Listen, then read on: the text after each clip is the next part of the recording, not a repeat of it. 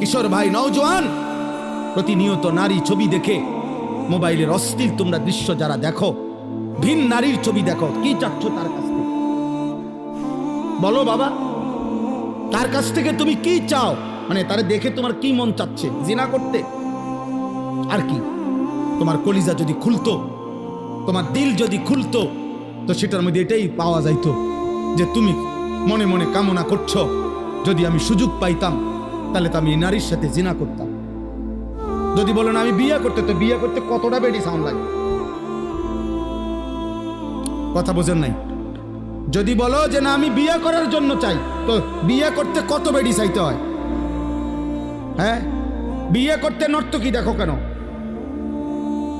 বিয়ে করতে নায়িকা দেখো কেন? বিয়ে করতে বিধর্মী দেখো কেন? কথা বলেন না? তাহলে বুঝাই তো গেল বিয়ে না, মাকসাদ তোমার জিনা, মাকসাদ তোমার ব্যভিচার। তাহলে তুমি কল্পনা করো, তুমি ছেলেটা হারাম কল্পনা করছো, অথচ তুমি তো একজন পবিত্র মা বাবা। যেই মা বাবা স্বামী স্ত্রী ছিল, ইসলামের বিধান মেনে, আল্লাহর হুকুম মেনে বিবাহের পবিত্র বন্ধনে একত্র হয়ে ওই স্বামী স্ত্রীর পরম ভালোবাসা, হালাল পদ্ধতিতে বিবাহের পবিত্র সম্পর্কের মাধ্যমে তুমি এই পৃথিবীতে আসছো। এবার তুমি যা করতে চাচ্ছ সেটা তো হারাম সম্পর্ক ছাড়া আর কিচ্ছু না। তাহলে এর পরবর্তী প্রজন্ম যদি তোমার হাত ধরে আসে, তো সেটা কি উত্তম হবে না নিকৃষ্ট হারাম হবে? তুমি কি ভাবতেছো? বুঝো না মিয়া? গানের এই আড্ডা, বাদ্যযন্ত্রের এই আড্ডা, নর্তকীর এই আড্ডা, গায়িকার এই আড্ডা, গানের এই আসর, গানের এই পরিবেশ, আমি আল্লাহ তাদের জন্য নিকৃষ্ট আযাব রেখেছি। আর আল্লাহ বলেন এই গান, বাদ্য, গল্প, কৌতুক, এই সমস্ত বেহুদা নাটক, নভেল, কাহিনী, কিচ্ছা, মিথ্যা কথা বানিয়ে বানিয়ে বলা, সুরে সুরে বলা, এই সমস্ত কাজের দ্বারা এই মানুষগুলোর অবস্থা হয় এমন, ওয়া ইজা তুতলা আলাইহি আয়াতুনা, এমন নাফরমানের কাছে যখন আমার কোরআন পড়া হয়, ওয়াল্লা মুস্তাকবিরান, সে অহংকার করে মুখ ফিরায় না, কাআন লাম ইয়াসমাআহা, যেন সে কোরআন শুনতেই পায় নাই, অথবা কাআন্না ফি উযুনাইহি ওয়াকরা, অথবা আগের থেকেই সে কানেই শুনে না, বধির। আল্লাহ বলেন এমন পাপীকেও ফাবাশশিরহু বিআযাবিন আলীম, এদেরকেও আপনি কঠিন আযাবের ভয় দেখান।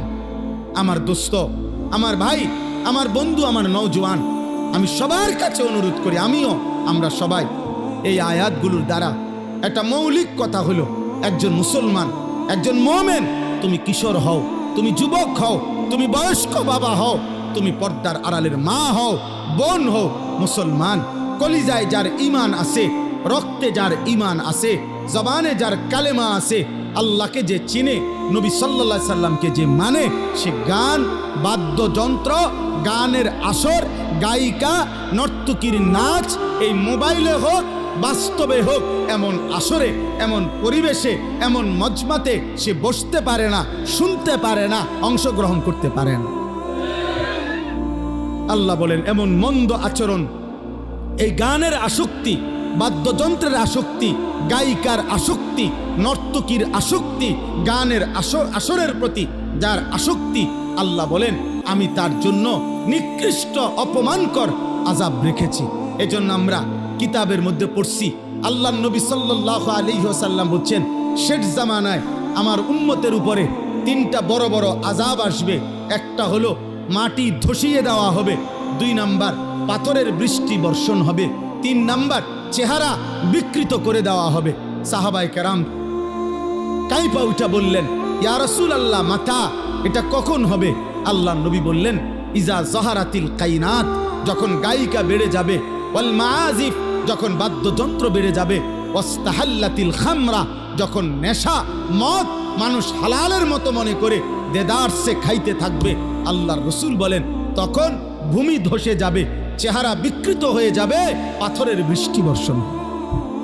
আজ প্রিয় যুবক, আল্লাহকে সাক্ষী রেখে চুলের কত ডিজাইন তো বদলাইলা, কিন্তু ইনসাফ যদি থাকে, বিবেক থাকে, কোন ভদ্র বিবেকবান মানুষকে দেখায়ও, তাহলে তোমার সুন্দর লাগে কিনা?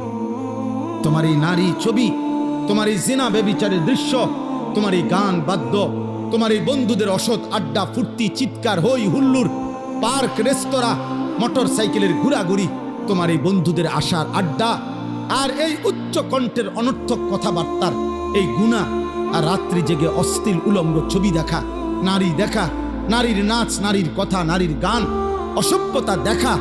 তুমি ইনসাফ যদি থাকে, আমি বন্ধু শেষ কথা বললাম, তোমাদের অসংখ্য ছেলের চেহারার মধ্যে একজন মুমিনের যে সৌন্দর্য, মুসলমান যুবকের কিশোরের যে সৌন্দর্য, এমন সৌন্দর্য বহু আগেই চলে গেছে।